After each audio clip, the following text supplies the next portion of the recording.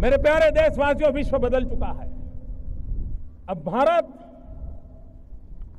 अलग थलग अकेला या एक कोने में बैठकर अपना भविष्य तय नहीं कर सकता।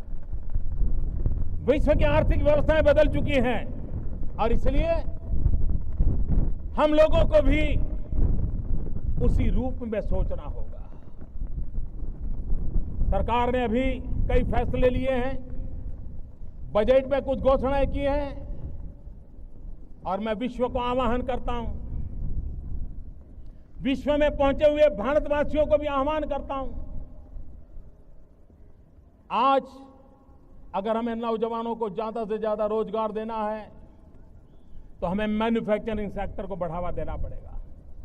इंपोर्ट एक्सपोर्ट की जो स्थिति है उसको संतुलन पैदा करना हो तो हमें मैन्युफैक्चरिंग सेक्टर पर बल देना होगा।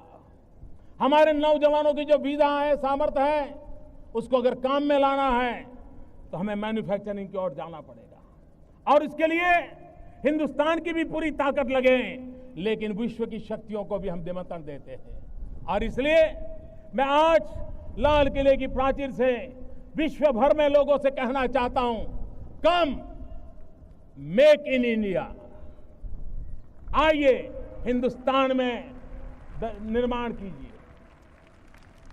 दुनिया के किसी भी देश में जाकर के बेचिए, लेकिन निर्माण यहां कीजिए, मैन्युफैक्चर यहां कीजिए।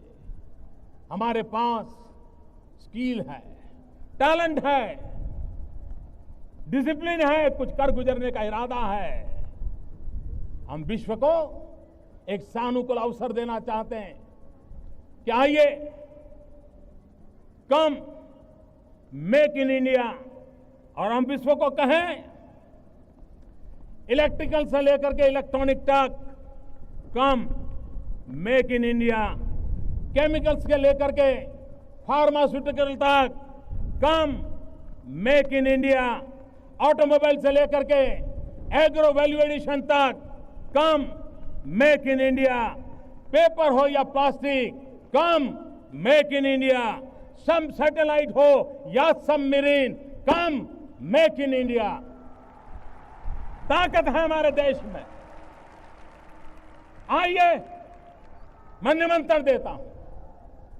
और भाइयों बहनों, मैं देश के नौजवानों को भी एक आह्वान करना चाहता हूं, विशेष करके उद्योग क्षेत्र में लगे हुए छोटे छोटे लोगों को आह्वान करना चाहता हूं। मैं देश के टेक्निकल एजुकेशन से जुड़े हुए नौजवानों को आह्वान करना चाहता हूं। जैसे मैं विश्व को कहता हूं मेक इन इंडिया, मैं देश के नौजवानों को कहता हूं, हमारा सपना होना चाहिए कि दुनिया के हर कोने में ये बात पहुंचनी चाहिए, मेड इन इंडिया। ये हमारा सपना होना चाहिए।